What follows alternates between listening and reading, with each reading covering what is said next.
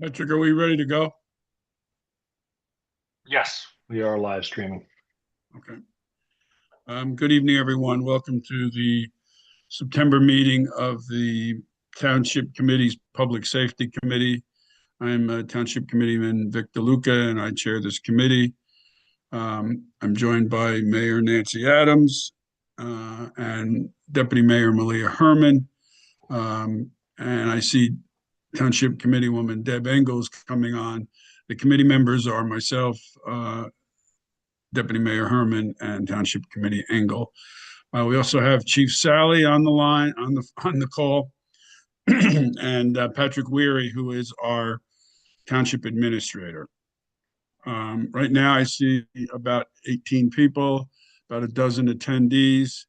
Um, the way this works is let me just put the agenda up so you can see how we're going to do this. Okay, here we go.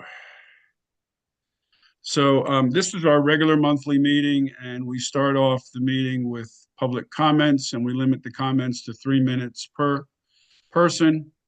Then we're going to go through the police department report. The first item, of course, is going to be the Seth Boyden School, and then general crossing guard coverage throughout town. We'll talk a little bit about the Columbia High School drop-off traffic pattern. And then we deal with crime statistics, and I'll just show you those. So we look at the uniform crime statistics that are reported to the FBI.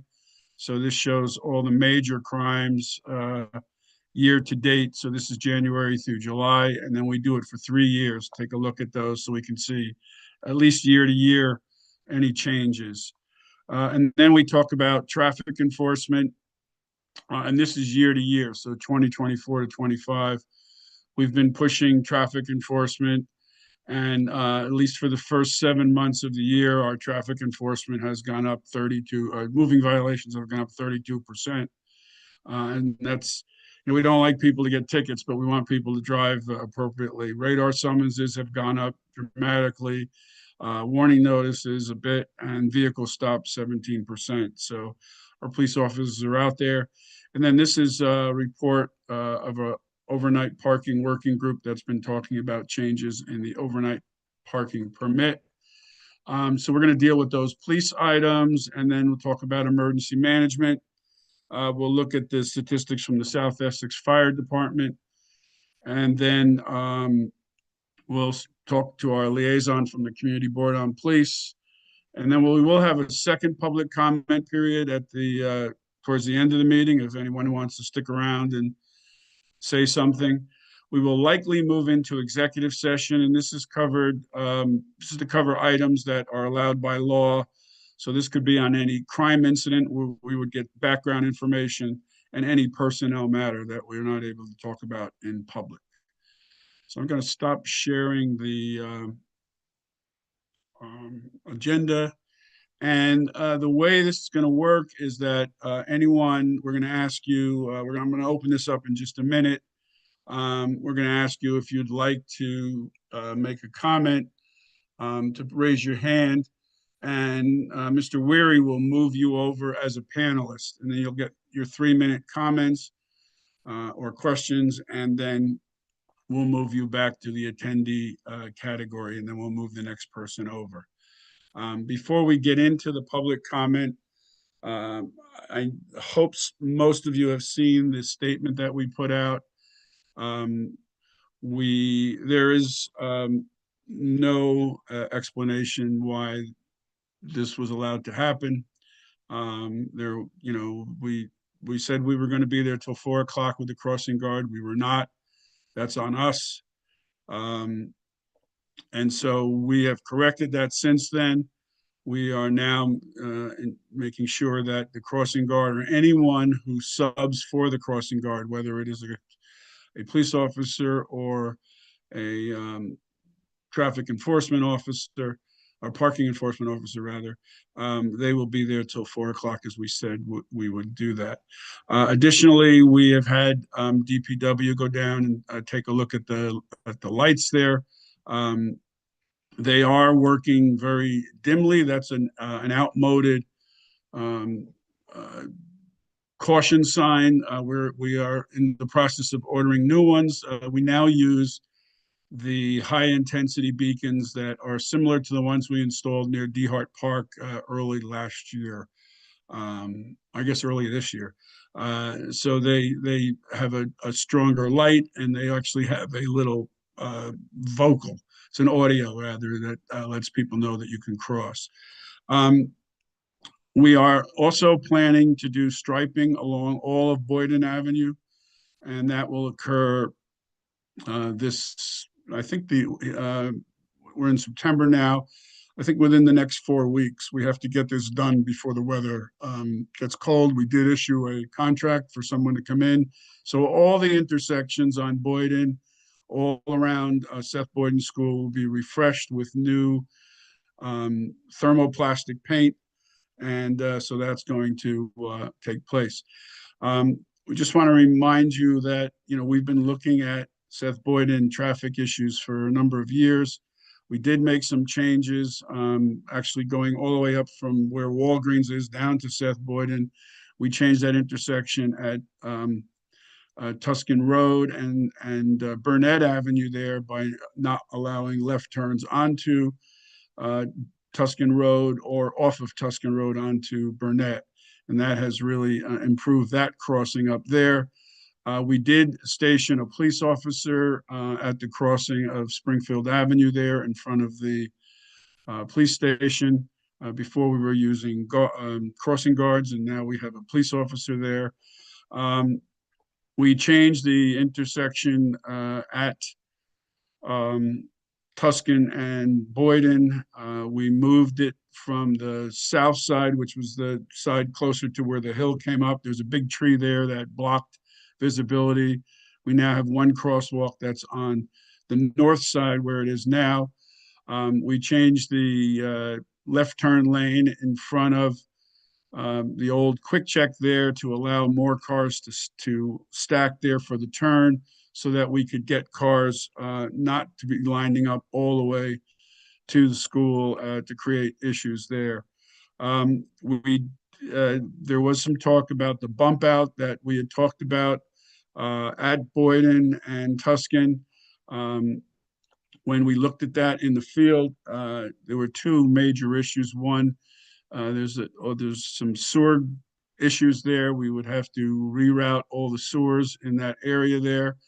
And also the turning radius. If we put a bump out there, it's virtually impossible for any kind of large panel truck like a UPS truck or a FedEx larger truck to make a turn there without going into the opposite lane coming down Tuscan. So what we did instead is we eliminated a parking stall, and we did what's called daylighting, where we painted cross hatching on that approach there to give higher visibility to that intersection.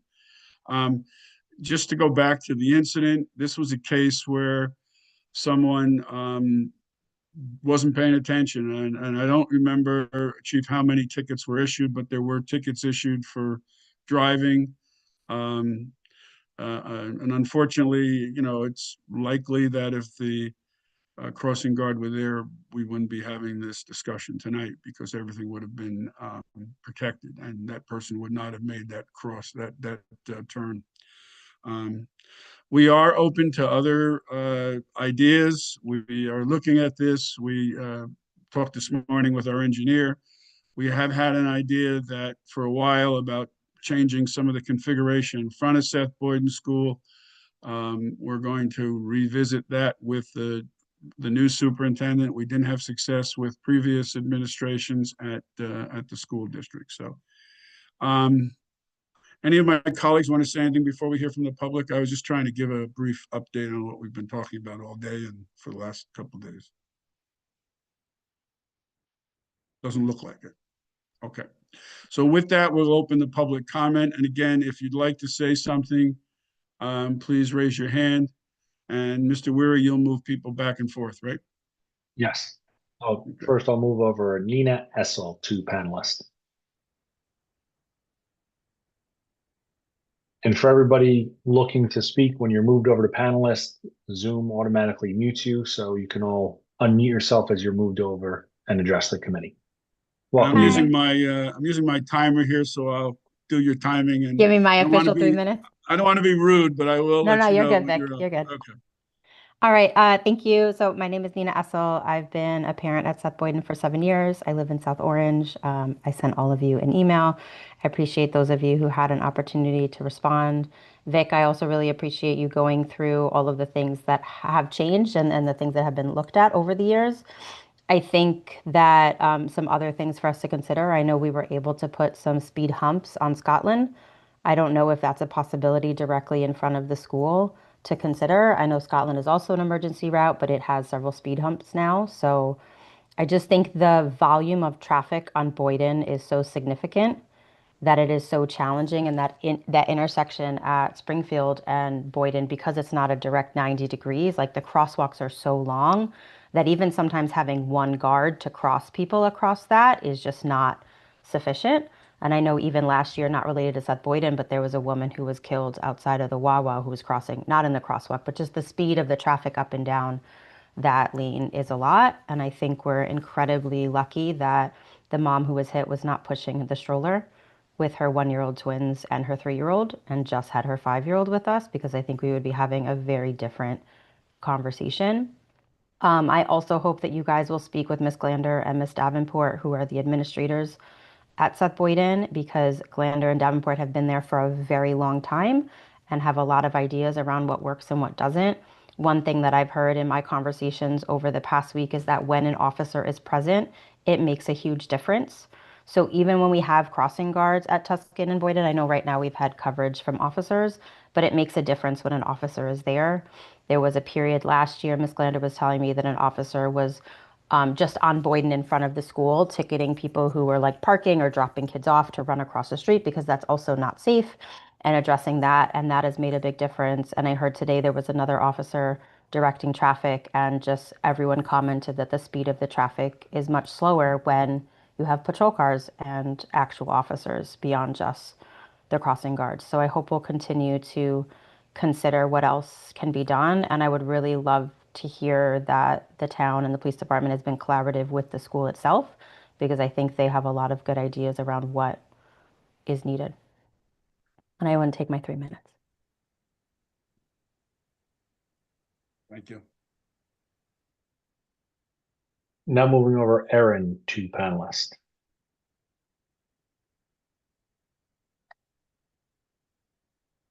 Welcome, Erin.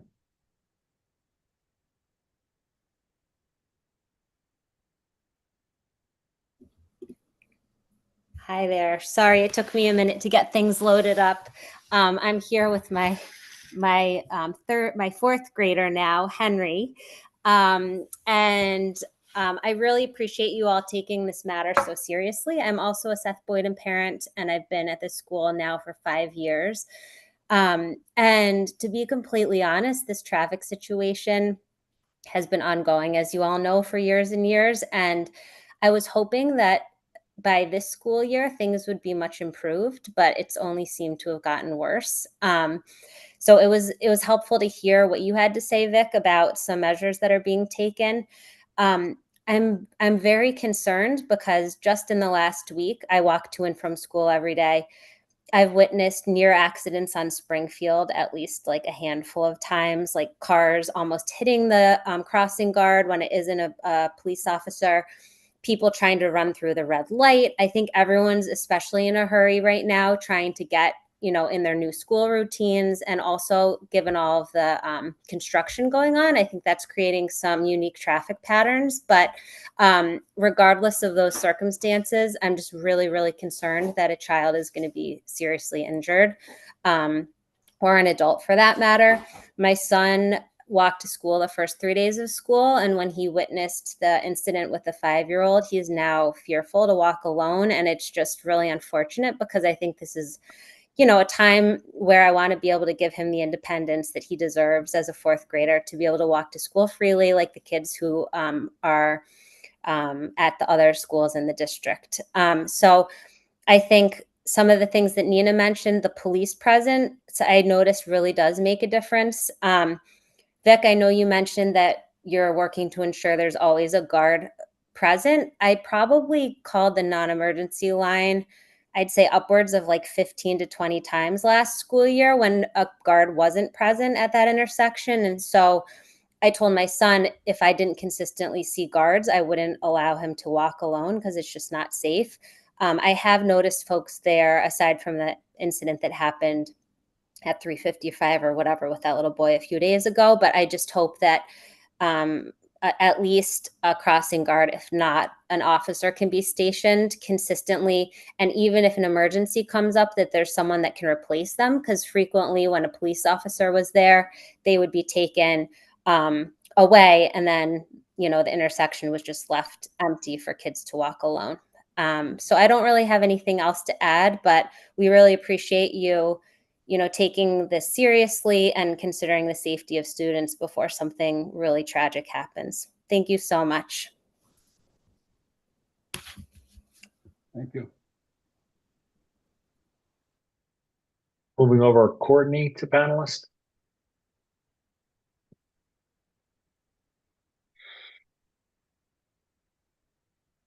Welcome, Courtney. Hi, I'm Courtney McGahee, and these are my kids. I don't know if you can see us. There we go. You're squishing me, Mom. My kids attend Seth Boyden, and our family lives on Hughes Street, which is near Seth Boyden, so we walk quite frequently. We either go up Boyden Ave to the front of the school, or we go down Boyden Ave to Jacoby, to the back of the school. And on these walks, we always see speeding cars, and we have cars kind of skip over us as we're waiting at crosswalks to cross. And so just want to point out another intersection while we're having this conversation is Newark Way and Boyden Ave with Artie's there. There's a lot of traffic from Boyden Ave turning onto Newark Way to go to Artie's or just make their way across Newark Way. And I really appreciate the recent repainting of those lines. I had emailed about that, but I think we should consider a crossing guard, additional signage at that intersection also, because it's low visibility, and I just don't think people are used to slowing down there. And thank you for your attention to this, and for trying to keep us and our kids safe. Thanks, guys.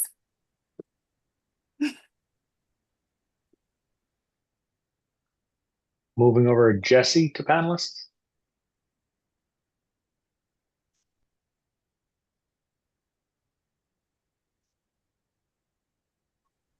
Hi, good evening, everyone. My name is Jessie McGowan. I don't have a kid at Seth Boyden, but I live on Boyden Parkway South, just north of Springfield Ave. And I think, as you all know, I'm one of the owners of Pallet Brewing Company on Newark Way. So my family spends a lot of time walking and biking along Boyden Ave between Springfield Avenue and Newark Way. And I think many of you know that I work in transportation planning. And so this is something that I'm very passionate about. I noticed that, there is a lot of speeding on Boyden Avenue and that there's really no traffic control between the two signals at Springfield Ave and Stuyvesant Ave. It's like over a half mile. So you can see why cars really speed up, because they have such like a long runway with which there's no stop sign or other, control for those vehicles. So I wanted to recommend maybe that the township do some speed studies to see how much above 25 miles an hour vehicles may be going, and if there is speed reduction strategies, near the school, but also, as Courtney was pointing out, at other locations along Boyden Avenue to keep the vehicles moving at a more manageable speed or comparable to the speed limit. And then also wanted to add maybe that the township could look into adding always stop control potentially at some of those intersections. So Newark Way is a great example where we're seeing, with Artie's, there's just a high volume of vehicles. And similarly, you may want to look at Tuscan or Jacoby and whether or not always stop control or speed reduction measures could just lower the vehicle speeds. I think what's tough is by the time people get to Springfield Ave, if they're heading northbound on Boyden, they're just going pretty quick because nothing's holding them up, right? There's only marked crosswalks at Tuscan and Jacoby. So there's also just like a long stretch where people aren't even looking for pedestrians. So I think that when you're thinking about this issue, obviously we should be thinking about school access, but I think kind of that whole stretch south towards Stuyvesant, there's probably improvements that could be made to make it better for those that are walking and biking. Just want to say thank you for thinking about this issue and taking it seriously and looking forward to what you all come up with. So thank you very much.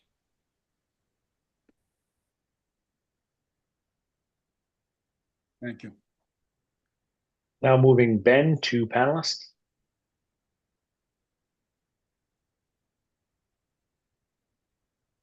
Welcome, Ben. Hi, thank you very much for everybody's time, attention, and focus on this matter. I'm also a Boyden parent and am really just concerned about the current situation. I appreciate the response, Vic, that you had to my email about this. I would fully support, and I think it's really important that we do a traffic data analysis of Boyden, so we have some Boyden Ave, so we have some concrete data. I just wanted to ask a few questions of the committee. Understand that some of that assessment was done for other streets back in 2018. Is there any information on Boyden that can help to inform this? I think that we have a lot of anecdotal evidence, but would love to also understand, there were a lot of recommendations that were made back in the 2018 analysis that the town participated in that I've been able to find. I think it was the Township Local Bicycle and Pedestrian Planning Assistance document, and wanted to understand, is there a scorecard against the recommendations? Is there a current plan for what safety measures are proposed and aren't proposed that you need our voice or support to make sure that they happen? And then when it comes to, I think, talking about moving south on Boyden Ave, I'm also interested about moving north on Boyden Ave when you hit Springfield, and I'm curious for the committee to share, what do you need from us in terms of either advocacy with the county because of Springfield Ave? That's a very large crosswalk across Springfield, and it would be great to have island, some barrier to try to slow cars as they enter into the school zone, and just very interested in understanding sort of what the current proposed plans are from previous reports or recommendations, what the status is, and what's the immediate and short-term plan going forward.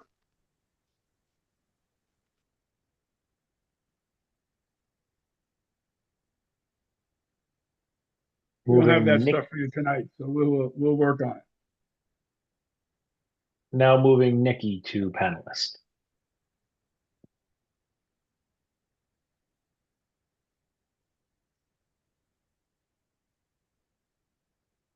Welcome, Nikki. Hi, all. I am Nikki Abernathy. I am the mother that was struck at Tuscan and Boyden, and I just think that it is important to put a face to the incident and just say that what happened to my son and I obviously should not have happened. I recognize that there has been a lot of work, Vic, to your point, to solution this. And I just want to echo everyone's sentiment here. I don't think the work is done yet. I think that there's still so much more to be done. My husband and family and I have been incredibly careful around the area, but just still see the traffic patterns are chaotic and scary. My son is incredibly scared. There's going to be some time that we need to work through that and process through that.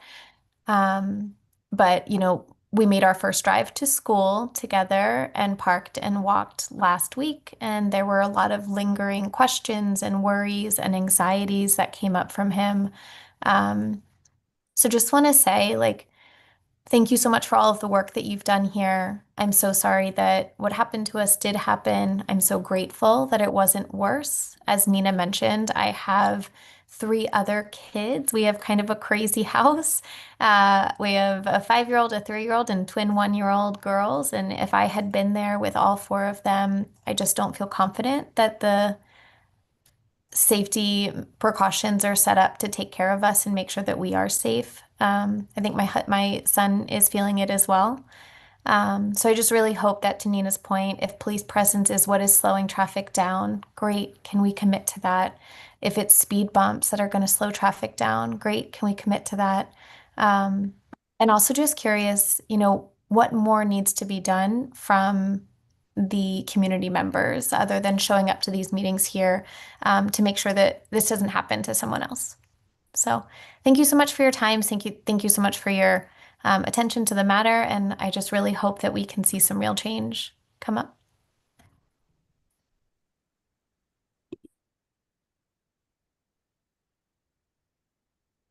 Now moving Ostrander to panelist.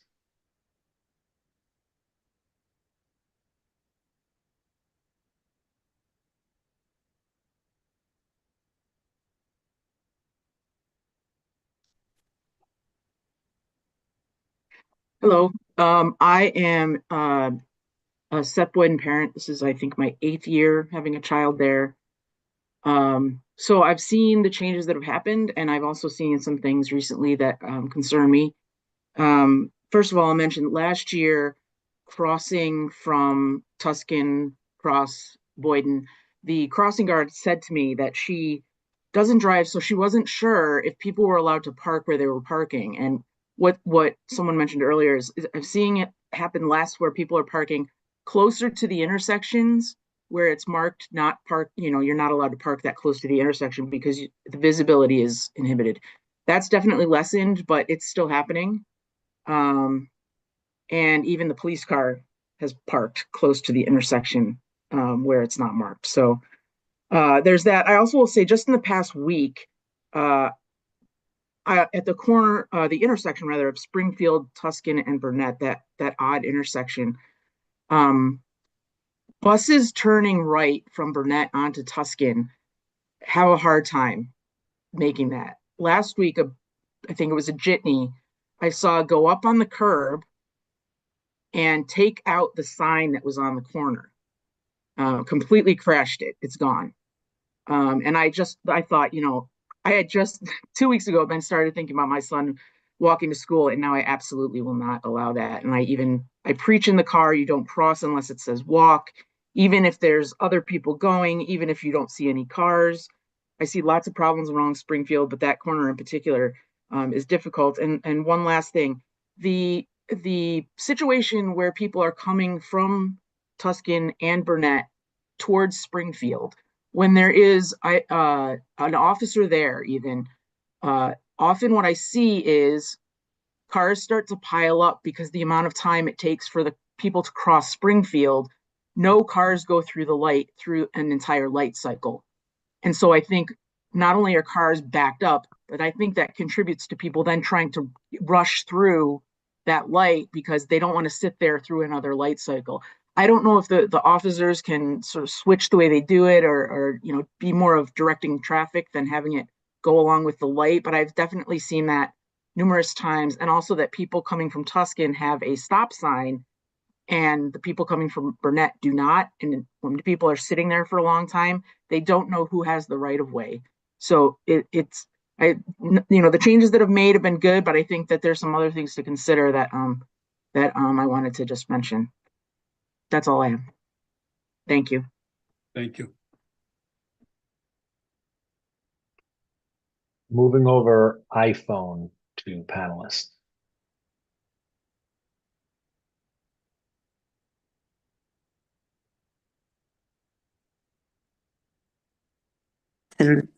That's embarrassing. Hello, everybody. I am iPhone, otherwise known as Erin Hardigan.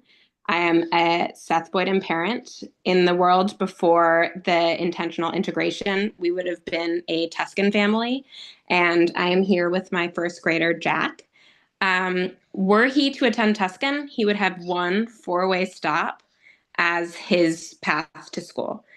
Instead, we have a pretty arduous journey that is 1.2 miles and for which we were denied a bus pass, which is fine. It's a beautiful walk. It is an invigorating walk to school or bike ride, but it is also a terrifying walk. And one thing that has not been brought up among the many wonderful points that have already been brought up is the kids who attend aftercare, because in a few weeks, due to the time change, it will become dark very quickly, and that intersection will become even more dangerous. While the crossing guards are there in the morning and at traditional pickup time, aftercare pickup can be any time from pickup until aftercare closes at 6:30. And it feels as if we are taking our lives into our hands when it gets dark and cars are racing through, because traffic is terrible, cars are in a rush, and it is scary. My son loves to take his bike. We love to participate in the Friday bike bus. It is an honor and a privilege, and we feel so grateful to be part of the Seth Boyden community in the hours between getting to and getting home from school.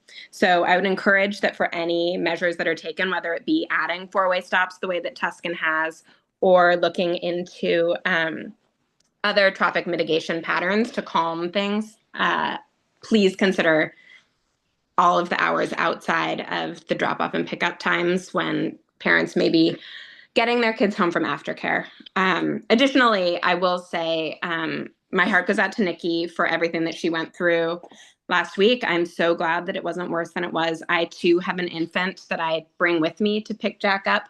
And I've taken to backing my way into the intersection, because should anything horrible happen, I would rather myself be the one impacted than my infant in his stroller. So thanks for taking this seriously. Councilmember DeLuca, thank you for running us through everything that you've done so far. We as a community look forward to hearing more about what can be done to keep the Seth Boyden community safe. Thank you. Is there anyone else who would like to speak right now? Please raise your hand.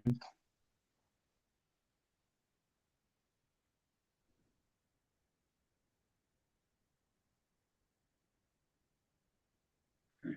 I don't see anyone else at the moment.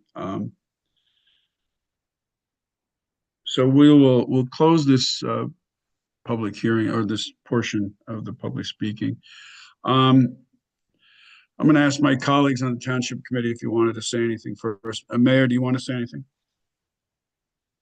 No, I just, not really, but I want to thank everyone for coming out. I'm glad you realize that we take this seriously, because we do.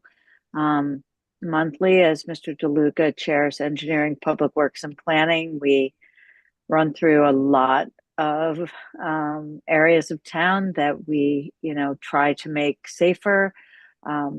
It's difficult because we're dealing with human behavior, whether that's drivers or pedestrians. It's just trying to mitigate hazards along the way is something we've been working on for the 9.5 years I've been on the governing body. It's just a constant thing. So I appreciate that everyone understands that, because it is important to all of us. And also my thoughts are with mom and 5-year-old. I know I've raised a few kids of my own, so I know how traumatic that must have been, and I'm sorry you had to go through that, and hopefully you're healing, and I'm sure 5-year-olds are very resilient, but I wish you all the best with his healing and feeling safe again. So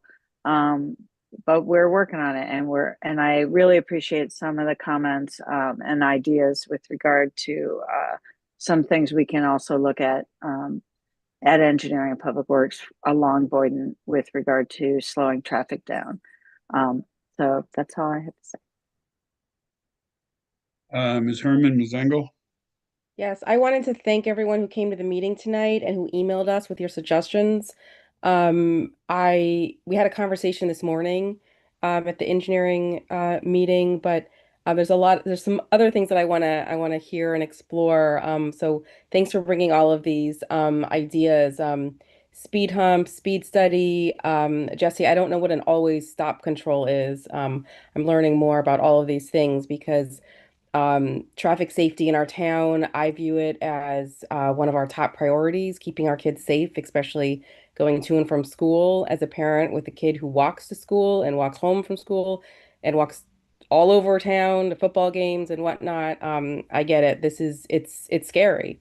And, when our kids go out to go to all these different places, we're depending on all of these things to be, safe, the crosswalks and the intersections and the traffic. So this is very important. We take what you're saying very seriously, and we thank you for your participation.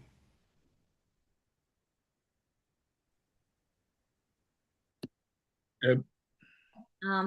I also wanted to thank everybody for coming and speaking today. It was nice to see children as well come to the meeting. I feel like like a terrible crash that happened, a terrible situation that happened. And I like some of the suggestions that were offered. I think on Valley Street, there may be speed tables, or the ones that are more flat on top or whatnot. And they do, I think, work to make cars go slower. I agree that we have to look at Boyden all the way through. I thought that was really smart. My kids live over there half the time, and I'm also juggling with trying to drop off after, late at night after aftercare or after practice or whatnot. And so I think the traffic is really bad. So I like that suggestion. But I also think we need to look at all of our schools, because we've now had kids hit at Seth Boyden and, MMS students near the high school. And I know we've done traffic changes at Tuscan. And I know I hear from Clinton parents asking, when are we going to look at Clinton? And I guess just an overall conversation thinking about, like, we make these traffic changes and they probably work for a while, but do we ever go back and look at them again? Or does it wait until somebody gets hit that we start, re-looking at it again?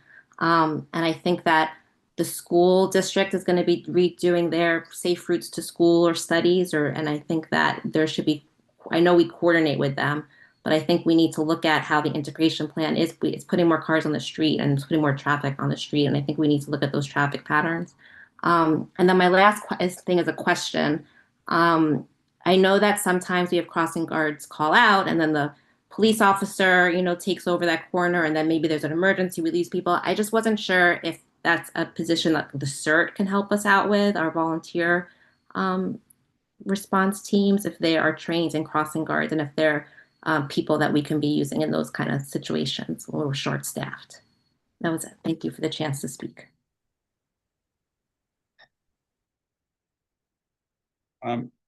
Chief, you want to respond to anything? Yeah, my quick answer to the CERT is no, but I'll look into that. But as far as crossing guards in the corners, we have approximately 34 corners. They all have to be filled. So even if a crossing guard is out, it has to be filled with an officer. We do have certain corners that officers fill on a daily basis.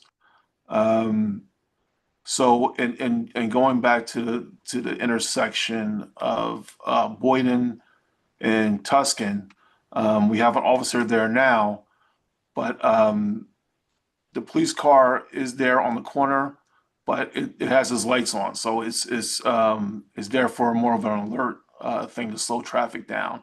That's why it's on the corner. We do enforcement at every school. So I know Seth Boyden is a school because this just recently happened, but we do enforcement at every school. We do it on a rotated basis. So Seth Boyden parents will remember last year we did a lot of enforcement in front of the school, and then they didn't see us for a little while because we were enforcing other schools. So we rotated. We'll be back at Seth Boyden soon enough, and we fill the corners and we do an enforcement on a rotated basis. All police officers who cover these corners will be there till 4 o'clock for the late corners, and the same times that the crossing guards are there on their regular shift. So that's the adjustment. And Patrick, could you talk about, we are planning to install the new high intensity beacons. Could you just talk about, I want to make sure folks understand that it's a bit of a process because it's a purchase and a contract. So could you explain a little bit about that? Yeah, so the current standard that we use when we're looking to put in upgraded crossing pedestrian signals are rapid flashing beacons. They're brighter. The light strobe is lower. Just overall, it's more visible. They require a poured concrete base, so it's not on what the current flashing light is on, which is just a U channel post. This that needs a poured concrete base. And that's expensive, and it requires us to bring in contractors. It's also a more expensive pole and more expensive flashing unit on top. It gets us above the bid threshold, and with as many of them as we put in throughout town in most years, but I think especially this year, it'll be over the bid threshold likely. And so we'll likely have to go out to bid and select a low bid contractor, award a contract by resolution of the governing body. All that takes time. That means it's going to be, months out, unfortunately. In the meantime, as you alluded to earlier, Mr. DeLuca, we have directed the township engineer to improve the existing flashing pedestrian signs to the greatest extent possible. They are working, but they are dim, so we'll look to find ways to see if we can increase the brightness of those until we get the upgraded strobe rapid flashing beacons. We also instruct, or the engineer instructed the DPW superintendent to place an in-street pedestrian crossing sign in that area today. I don't know if that was done yet, but that's on schedule to be done. One thing we did want to mention, we are about to pave Springfield Avenue. I know there's been a lot of traffic around with this New Jersey American Water, the lead pipe replacement program. It's really jammed up a lot of streets. We had huge problems at CHS also. But on Springfield Avenue, all that work is done. We've heard that today. Now we're going to get into the paving. The paving will start at Jacoby Street and go up to Tuscan Road starting the week of the 22nd. And schools are closed on that Monday and Tuesday. So that's good. We're trying to time it at that time. And then from that, we're going to be moving from Tuscan to, I think, Rutgers. And then from Rutgers to I guess, Laurel. It might be Indiana. I don't know exactly where the second boundary is, but the first boundary is Jacoby to Tuscan.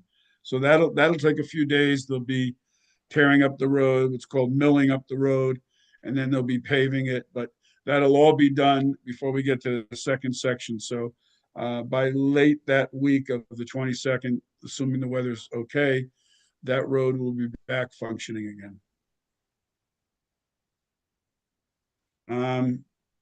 I'm going to do something that I normally don't do. I'm going to ask if anybody from the public has any questions before we move off of this topic and go to something else. And you're all, welcome to stay for as long as you want on the meeting. It's a public meeting. So if anyone has any final comment or question, if you want to just raise your hand.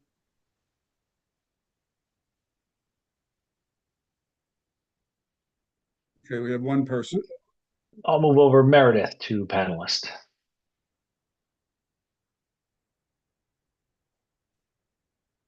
Welcome, Meredith. Hi, I hope I'm doing this right. I think, sorry. I would love to know the frequency of when you talk to the school district about changes, and then also when it comes to traffic patterns. This is a post question to think about, not to answer now, of what the prep is before every new school year. So it's just things to think about for next year. Patrick, do you want to handle it? Yes, let me just make this one. Okay, so conversations with the school district. The police department has more regular communication with the district. The chief is in contact with their public safety director, and we have officers who are in more daily communication with their general staff, and so that's kind of on the day to day. As issues arise, the school district will raise issues with me, with our township engineer, with our police chief. Some of that will come from principals, some of that comes from superintendents. For that kind of stuff where it's coming to us through either me, the engineer, or the chief, usually that's the school district coming to us with problems maybe as they see arising, unless like for CHS where we're imposing a new or setting up a new circulation plan, we'll go to the school district and have meetings. So our communication with the district is regular. On a more regular level, it's handled through our officers with kind of the general staff of the school district, and then when the school district needs things, they reach out through me, the engineer, and the chief. On this, I had reached out earlier today to Seth Boyden. That was just today. It was after we discussed this for a little while at our engineering public works meeting. So I'll look for a call back from the principal of Seth Boyden. And then the second part of that question was what we do as preparation. I think that the chief can speak to it a little bit more, but there's, on a communication side, we had a robust communications plan before the start of this year. We started in the middle of August through social media and through our newsletters, reminding people about the start of school, to watch out for children, to obey the traffic laws, things like that.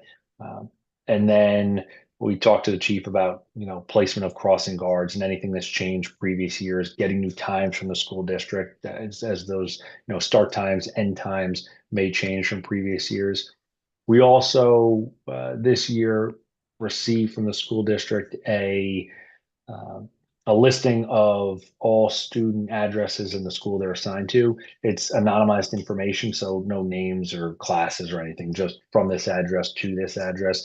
And we'll be working with the engineer to create heat maps to see, for those people who walk to school. So we'll remove anybody who's eligible for busing, but for those who walk to school, what their most likely routes are, how those routes intersect as people are coming from different places going to different schools, and we'll on that map show where we have crossing guards to make sure that we're distributing our guards the most efficient way we can. I think that helps from a kind of an engineering mindset. Our police officers are in the street every day and have a really good knowledge of where guards are most needed. So we're thankful for that, but we always have an opportunity to take maybe a higher level look at it, and we'll be doing that in the coming weeks. Thank you. And then the mayor and Ms. Engel, you all meet with the superintendent on a monthly basis, or? Yeah, on a monthly basis, we meet with the superintendent and counterparts in South Orange at our municipal partnerships meeting. And issues like this sometimes get. Yeah, we talk about issues. I'm sure this will be a topic because, we talk about issues as they arise, and then we talk about bigger picture things that we're noticing and how we can better work together. Okay. And that's where we asked originally to start getting the data about where people are going, what schools are going to, because we saw that traffic was changing. Their schools are farther away. So even walking, the heat map, I like that. But it's also driving. It's just putting more cars on the road, and people are busy because they're also trying to get to work. So we talk about those kind of issues. And we also advocate that when they are making changes to schedules or times, that they get that information out early so that families can prepare, and also that they communicate it to our PD and to our admin so that we all know what's going on and so we can work together. I don't see anybody else, so we will move on with the rest of the agenda. I think all of us thank you all for coming out, whether you spoke or whether you just listened. We hear you. We will be working on this as we are across town on traffic issues and school issues. And we'll look at some of these. We will follow up with the engineers on some of these sort of hard scrabble recommendations. We'll see if I don't remember the extent of the speed study, but we'll try to get that information and just make it public. Okay, so we're gonna move on. Let's just pop up the agenda again, see where we are.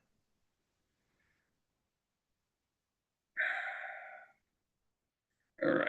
Yep. Here we go.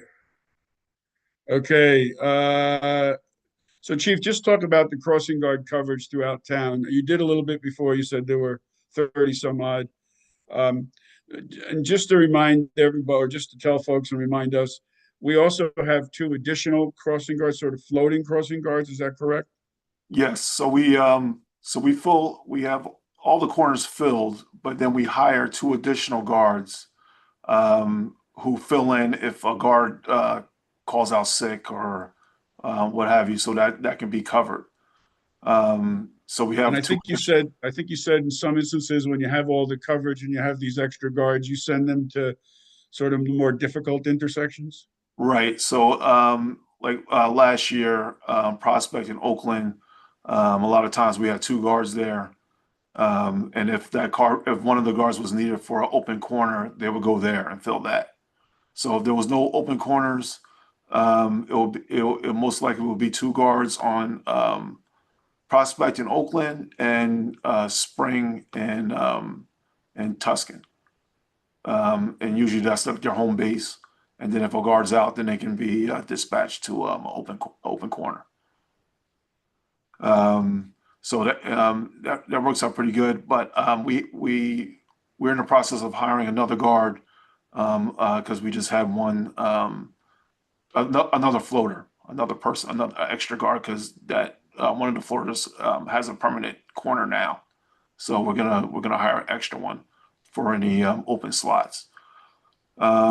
And what are we paying an hour for crossing guard in case anybody on the call wants to be a crossing guard? Oof, you stumped me. In the 20s, in the low 20s. Low 20s. Yeah. So it's competitive. We do have a problem recruiting folks. So if folks know, seriously, if anyone's on and knows someone who they think might be interested or good at this, right, we would like the referral. But we will not deny a referral, but we do have 5 applications now to choose from, so we're doing pretty good, better than we have in the past.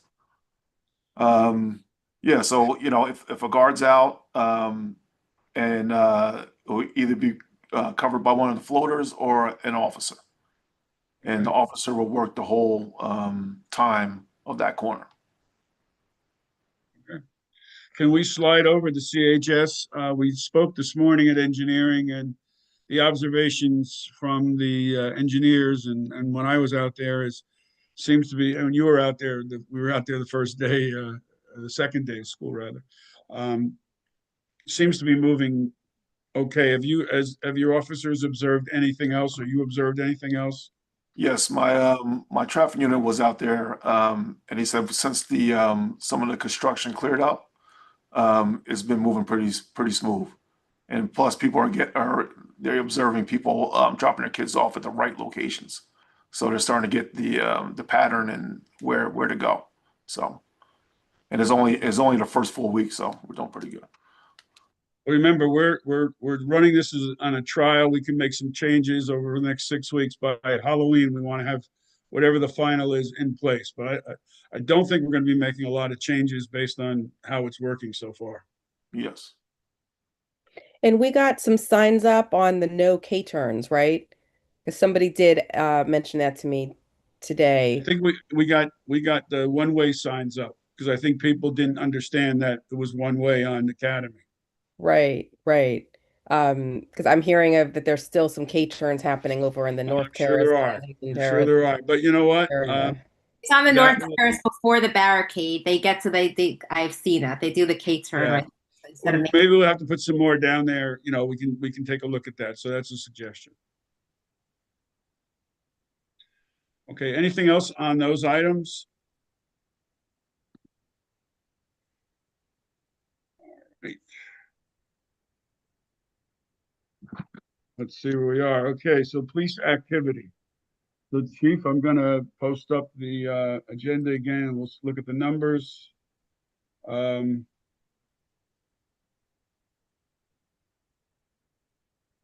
we go. Okay. So we did have one homicide this month, or in July, I guess. Yes. So yeah. We reached out to the prosecutor's office. No further information at this time. It's still under investigation. I think they're still waiting for some reports to come back. That's that. Robberies, those are older. We haven't had any in August. Those were in the beginning of the year. 5 robberies, 3 of them were cleared with an arrest. 2 of them are that are not cleared are juvenile related. We had we couldn't positively identify a suspect in those 2, but we believe it was juvenile and juvenile. So maybe like, robbery as far as intimidating and taking a backpack. That's a robbery. So we had 2 of those that are unclear. The 3 that are clear, one was the gas station on Springfield Avenue. We made an arrest in that. And the other 2 were one was a domestic. One was a domestic fight, and that was an arrest. So 3 are cleared. The aggravated assaults have dropped significantly. Usually aggravated assaults are related to domestic violence. Usually when we have an aggravated assault, like in 2023, it was 10 and we had 10 arrests because it was domestic. 2025, it has dropped down a lot. So that's great. Do you think is our use of the social workers, is this something that we could look at as a positive impact from that? Yes, that and our volunteers that Domestic respond. violence group? Yeah. Yes, that respond. We had about 4 or 5 that graduated from volunteers that graduated that are that help us out with that. So that I believe all that has helped in the reduction of that. Burglaries, as you can see, last year we were it was pretty tough for us during the summer. You see, we have dropped it by 55%. A lot of that from last year, we had a lot of good arrests. We had we put a lot of overtime into that. We had a lot of details out. Also working with other agencies, and I think a lot of those arrests helped bring those numbers down. And so that's 55% is good. Last year we were getting one on what seemed like every night, almost the same houses. So that's good. We took care of that. Thefts have gone down 23%. We had one shift that made an arrest of a package thief. He was stealing multiple packages. The whole tour responded and was able to apprehend him in the backyard. So he took off, and they had a perimeter, and he was arrested without any further incident, and so that helped. So that was a good job by those guys. Auto thefts. This is statewide, have been going down every year, and all of our auto thefts are with the keys in the car, doors unlocked, or the car running. All of them, every last one of them. So hopefully, when it gets cold out, people will not keep their keys in the car trying to warm them up. That's when we start seeing an increase in that. So overall, we have a 24% reduction in crime. which is good. Any comments from township committee members? Yeah, are you going to do a campaign to remind people not to do that, like on social media, or work with Cindy or something to push out, don't leave your cars running with your keys in it? Yes, yes, we did it last year as well. Yes, we'll do that. And then we also go into the stores, and Wawa's a big one for that. People will keep their cars running and run into the Wawa, and then they come out and the car's gone. So, You know, Chief, Irvington has one of those video message boards right on Springfield Avenue next to Civic, on the corner of Civic Square. okay. It says exactly that. Don't leave your keys in, don't leave your car running. Maybe we ought to put a video message board down at Wawa for a while. That'll be good. Yep. Yep.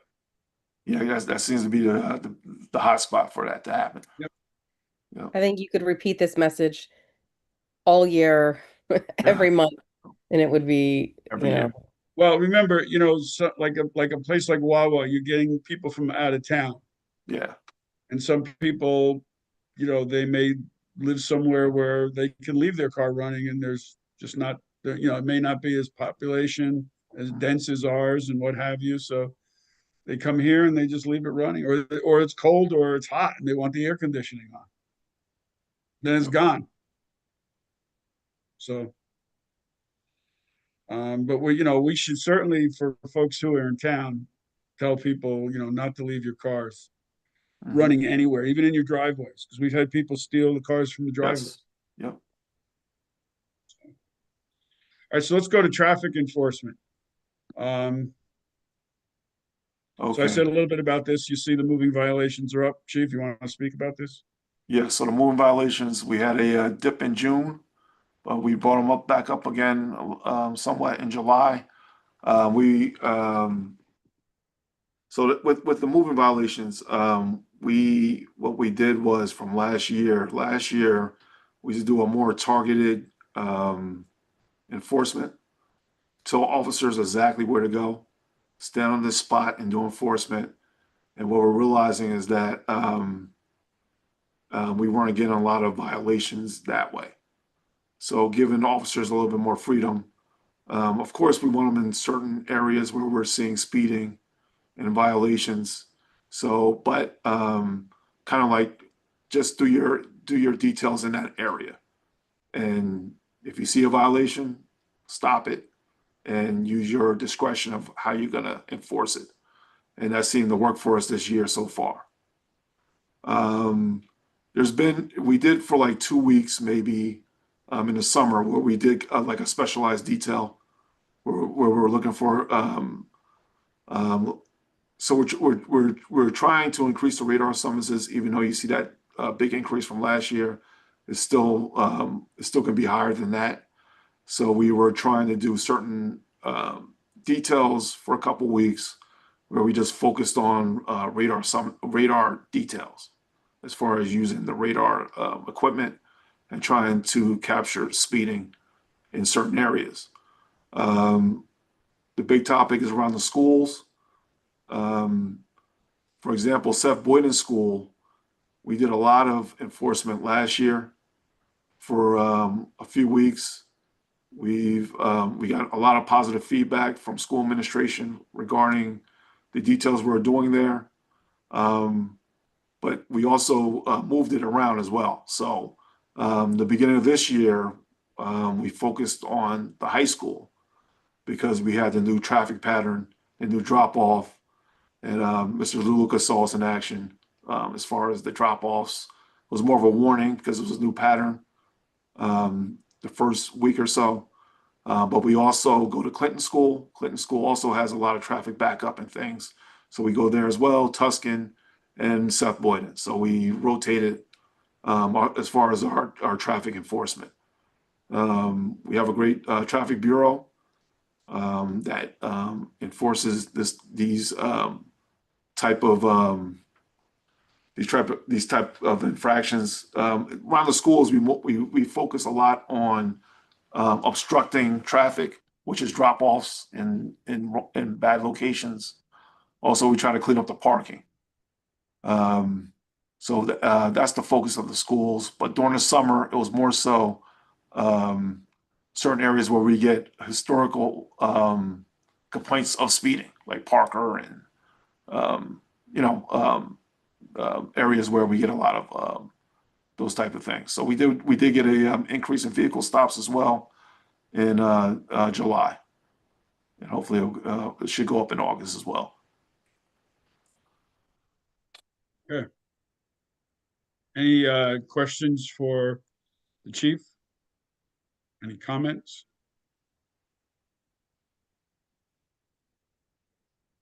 Okay. Chief, on the overtime, it looks like we're holding steady. Yes, the overtime is looking good. That's also decreased from last year as well. I don't have the page in front of me, but yeah, it has decreased. I think it's about 29% or so.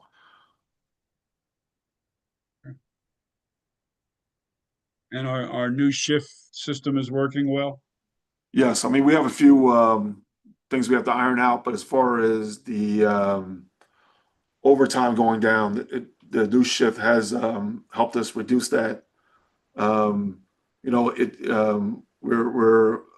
almost a year in, but it was a transition from going from 3 shifts to 2 shifts. But we do have we worked it out, so we do have an overlap. So it's not like when people are leaving at 7, there's nobody here, and then we had to wait for the other 7 o'clock guys to come on. So we do have a few officers that stagger those shifts, so we always have coverage. But on a daily basis, we have more officers on each tour than we had with the 3 shifts. So I think it's working for the best. Okay. Patrick, do you have anything on OEM? You're keeping the hurricanes away. Thank you. Don't say that. No report, Mr. DeLuca. Okay. And I'll just punch up the SEFD numbers. Whoop.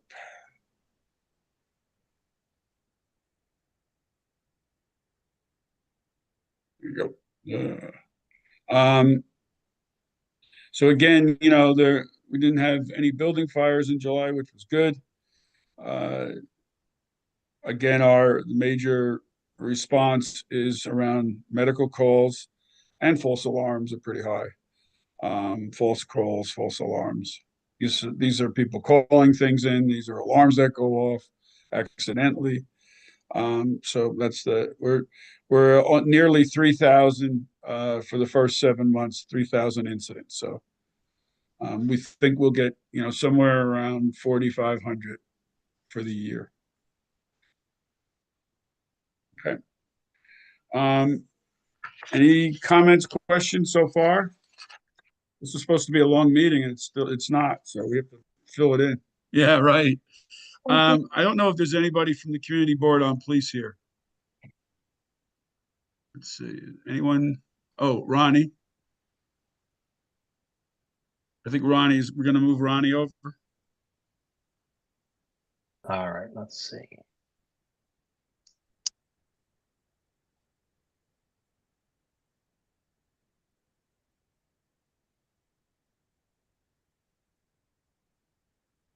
Welcome, Ronnie. Try that again. Can you hear me now? Yes, and see you. Hi, thank you so much. So you're the newbie, so you got assigned to do this meeting? I'm the newbie. I am the newbie. I volunteered. I was supposed to do it in June or July, but then I don't know, prom or something happened. But thank you very much. I'm pleased to be here. Chief Sally, I'm glad to be getting to know Deputy Chief Malloy and participating on the Community Board on Police. I know Dean is not here tonight, but the one thing I wanted to kind of get into the record is that the Community Board on Police is ready to publicize the annual report. And I think we need Dean to do that maybe at the next township meeting. I believe that's the plan. And then I just wanted maybe to the next one. Oh, sorry. Yeah. That's okay. I was just gonna say, because we already have plenty on there, so we might want to Okay. move it to the following meeting. Sure. And then I am in the process of reaching out to Frank Sanchez and a teacher, Ms. Williams, at the high school to try to get a youth member. To fill our youth open position, we need a member of the community who's between 16 and 21, I believe. And so we've reached out to a teacher who leads the Students for Justice Club at the high school, thinking that would be a good source for a youth member for the committee as a non-voting member. And then the only other thing I wanted to say is, outside of my community board on police hat, can I make a quick comment about the traffic pattern at the high school? Absolutely. Okay, so as the parent of a brand new 9th grader, I just wanted to let you know it seems to be working well from our perspective. We're driving from Prospect and making a left onto Parker. No, the No, street before. Kensington. Oh, okay. North Terrace or Uh, Kensington? Franklin, is it Franklin? Franklin. Yeah. Franklin. And then Okay. stopping, Yep. yeah, stopping at the corner of like right before we would get to North, and stopping there. There's a sign that says drop off zone, and that it's blocked. Everybody seems to be doing the same thing, stopping safely, letting the kids out, and then just making a left onto North Terrace to head back towards Oakland. There are a couple K-turns happening from people who are coming from North Terrace, approaching the barricade and making a right onto Franklin. So it would be good to get those no K-turn signs up. But it's, I can't see what's happening further towards school, but it seems to be going well from our perspective. So thank you for all the work that went into setting that up. Any questions? So I think if you can work with the mayor or the clerk, and we can schedule you for the, a meeting when we don't have a lot of other things going on. Sure, for the annual report. Yeah. Perfect. Okay. Any questions for me? I don't think so. Thank you Welcome. so much for having me. Okay, thank you. Okay, we're now going to go into our report from the overnight parking working group. And there's 4 of us here who were on that working group, the chief, Mr. Weary, and Ms. Engel, and myself. I'll put the report up. We can read it word for word. I'm using a laptop and it's very slow. Okay. So, come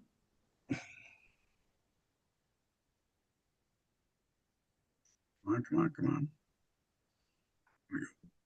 So this just talks about our, the history and what have you, and the reasons why we don't, we have not had overnight parking from 2 to 6. The master plan did recommend an evaluation. We think that that's what the working group did. So we've met that responsibility. They did talk about exploring overnight parking in residential areas by permit, and that's actually what we are recommending. And I'll just go right to the bottom line. So what our recommendations are is that we are talking about residents who live in, well, maybe I should back up and say we are not recommending lifting overnight parking across town. We think, and the chief agrees, that if it's done on a permit basis where, we are regulating it, it can be acceptable and we can work with that. So we're talking about the R24 zone. That's the residential, it's 2-family in zone. Generally, you have to, these are smaller lots, 4,000 or 5,000 square feet. There's limited space. Driveways tend to be single driveways. There's really not any, generally not space to bring two cars in or park two cars in side by side. They're all one after another. So what we're, again, suggesting the 2-4 zone, permits would be one per unit. This would be a new type of a permit, would be a type C, will allow a resident with a driveway. Right now, a type B permit is a resident who does not have a driveway. So this would be a type C, which would be a resident who has a driveway. We would charge $50 a month, $600 per year to park overnight. And this is the same amount as in the public lot. And whatever the reason that someone wants to purchase a permit, whether it's a primary, secondary, we've had people come and say, I work in the middle of the night. I need access to the car. Some people say I need to, we had a story, and I don't think she's on the line anymore, but there was a situation where someone was pregnant, had to have that car was the last car. So there's a lot of jockeying that happened. So we are, suggesting that you could purchase that permit, and it allows you to park off, on street. We also want to be sure that, this is not something where people are storing their car there all the time. This is really just for parking overnight. So we would do, as part of this, we would do a handout when people get the permit, sort of a frequently asked questions or best practice handout. We do know that if sometimes you're not going to be able to park in front of your house, you may park in front of a neighbor's. We want people to respect, even though it's a public space, people do get a little territorial about the parking space in front of their house. So that is the recommendation. I did want to just put up one other thing, and this is the map, just to give you a sense of where the 2-4 zones are. I know it's kind of small. Let's see if I can get rid of this. So the 2-4 zones are these light blue areas here where my cursor is. So it's mostly on the east side of town, in the Hilton area. This is a little bit by Newark Way here. This is DeHart Park. This is Lombardy Street, Toronto. And then it's over again off of Elmwood here in Brookwood, Meadowbrook. Again, these would be by permit. Someone would have to come in and make an application. We did take the step in increasing permit parking in our public lots, but the public lots are here and here and here, but they're not in this area. We have no public lots in this area except for DeHart Park, which is way up here. So these folks are really shut out of that opportunity, as are these. So by having this ability to have permit parking, I think we'll be able to address some of the concerns that we've heard from people. And it also Boyden Parkway and Boyden Parkway South. That it area. does, yes. That's what I was just. Yes, it gonna does ask include next. Boyden Parkway and Boyden Parkway South. It includes, the people we've gotten, come Brown Street, Evelyn Court, Boyden Parkway South. Right. The courts off of Boyden. So yeah. Do we have any idea or thought about how many We have no idea.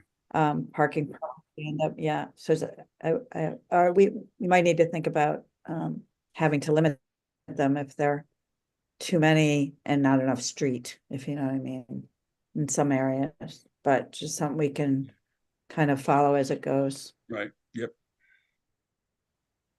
My colleagues on the working group, Mr. Weary, Ms. Engel, Chief Sally, any comments? Did you guys have a lot of fun or something? You seem very joyful about this working group. It was. We had a lot of fun. It was an efficient, quick meeting that lasted like 58 minutes. Well, this one's You know, longer my already. Okay. meetings, my meeting. No, I think it's a good plan. I mean, I'm for providing these permits. I think we're limiting it to one per unit, so that helps, Mayor, with your concerns. We're also not saying it has to be like in front of your own house because that's not realistic when you have a 3-family house. Right. But they only work in that zone, I think is what we agreed on. So it's not like you have Correct. an overnight permit. And to use Mr. Lucas' example from the working group, go park at your boyfriend or girlfriend's house across town overnight. You have to stay in your R24 zone. Do we need to do this by ordinance? So do you want to put Yes. it on for I'm gonna put, it's on for discussion? discussion, and if we approve it, then we have to change the parking ordinance, yes. Yes, Mr. Weary, okay. Chief? Sounds good. I agree. Yeah, I think it's a good balance. Gives people opportunity to, and like we were talking about safety, as far as walking so far from a township lot to their house. Right. I know the one resident was walking to the park and all that stuff. So it's, a lot safer to park right in front of your house. And that's the reason why we want, that's why we have the overnight parking for safety. So if we, it's a good balance. Plus, we want to be a welcoming and inclusive community, and, parking can be a barrier, and so we're trying to figure it out. And I think you said that there were some rules about like if there's a snowfall coming or leaf pickup, that kind of thing. Yeah, so if it's on a snow emergency street, they would have to actually move it.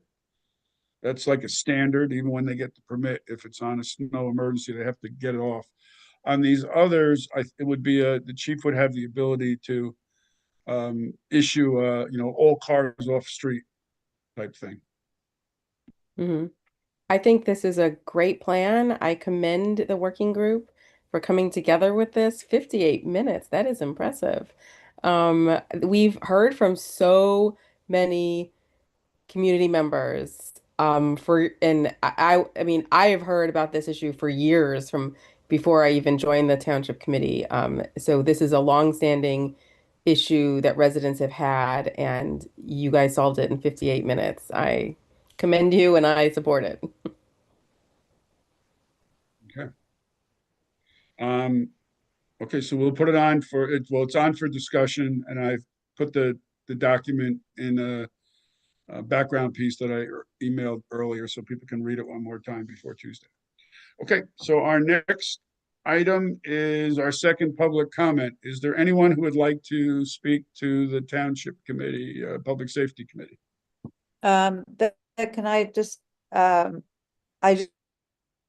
just wanted to give, since this is such a hot issue right now before the public speaks, Pat and Chief, could you give just very brief update on the recent ICE activity in the township? I know we don't know a lot, but I think it would just be helpful to just kind of share what we've shared in some places, but maybe, it'd be nice to, and frankly, what the township can and cannot do. I mean, I can speak to it, but I'd rather come from you guys. So, Pat? Chief, you want to handle that? Yeah, so we're not the only community that's seeing ICE come into town and make these arrests.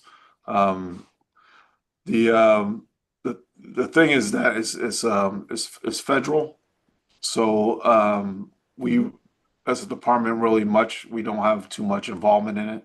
We don't know when they're coming to town or who they're going to arrest or anything. So a lot of times the only way we find out is if somebody from the community is calling the police, and we are not a part of the investigation at all. So even when we have like another agency that comes in, maybe the FBI or ATF for whatever reason, we normally don't comment on what that agency is doing because we don't know. We don't want to, we're as police department, we're law enforcement. We don't want to stop another agency's investigation or arrest. We can't jump in. But again, we don't even know. So, and you know, it's tough for us because we don't know, and we can't really give the public any information because we just don't know ourselves. And that's pretty much it. I mean, we have the AG directive of what we can and cannot do, Right. and we cannot interfere. And we don't have to. Right, and I would say as far as the public, do not interfere either. I mean, it's okay to document, record, whatever. Just don't impede the investigation or the arrest, because that could be a criminal charge. Don't touch the person, correct? Don't touch the Right. ATF people. Right, because that could be aggravated Yeah. assault. I mean, That I'm could be sorry, the aggravated- ICE people, yeah. That could be aggravated assault, or impeding their arrest could be obstruction of justice. So, I mean, those are state criminal code laws that we enforce. Okay. We can enforce state law, and the feds deal with their federal civil immigration warrants or whatever they have. So, so that's where we're at. Thanks. Pat, did you want to add anything? Yeah, so a little specifics about what we know of this week. So there were 2 incidents that were reported to us of federal law enforcement in town this week. May not necessarily be ICE, as we understand that there are a few agencies working on immigration enforcement now. So there was one incident on Prospect Street where 2 individuals were taken into custody, and then there was an incident on Laurel Avenue, just off of Springfield Avenue. There were witnesses that saw federal law enforcement there, but don't know who or how many were taken into custody.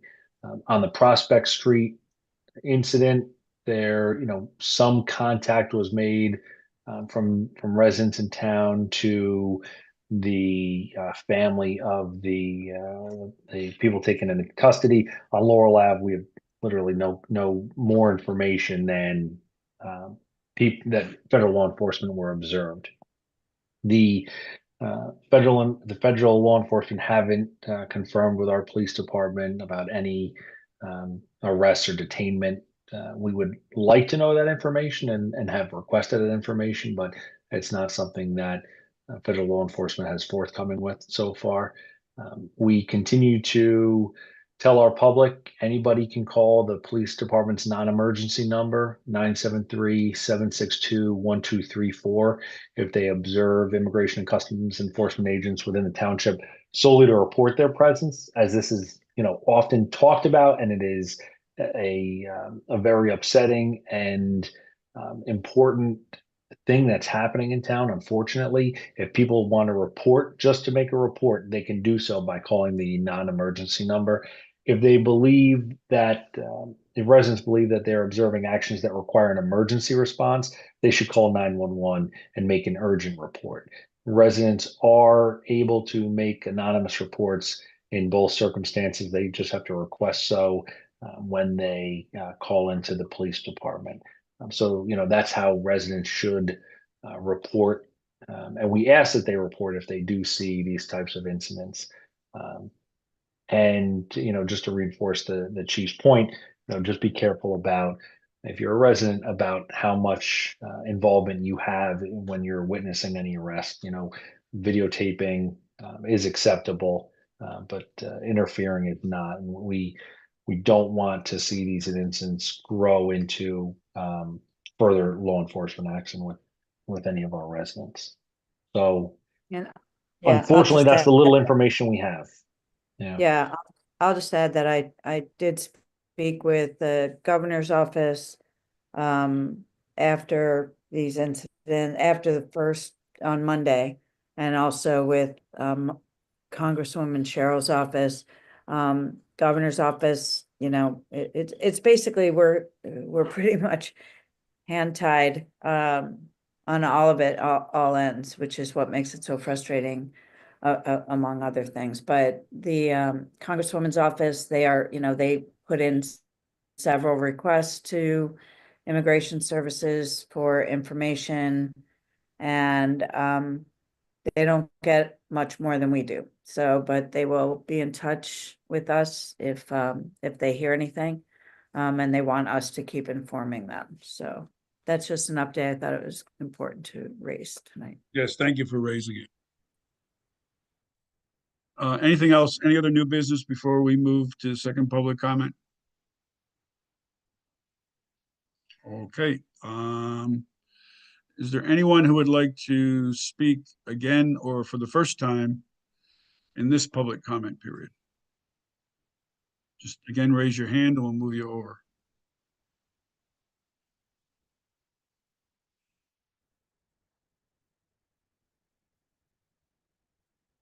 It doesn't look like anyone wants to. Okay, that concludes our open session. Chief, is there anything in executive you want to talk about? You're on mute. Or do we have to go into executive so that you can tell us? No. We discussed it. It was just the hiring crossing guards, but we talked about that, so we're good. Great. And we also last meeting talked about you doing some recruitment for potential new officers on transfers. Yes, so we have several. We have a good amount of applications. We're reviewing them now, and so we're going to start interviewing and going through the process. All right, so you'll work with Mr. Weary and the mayor on scheduling dates for those interviews? Yes. Okay. Anybody want to go in executive session? Anybody want to continue the meeting? No. All right. No, not at all. All right, so let's adjourn and thank you all for coming again.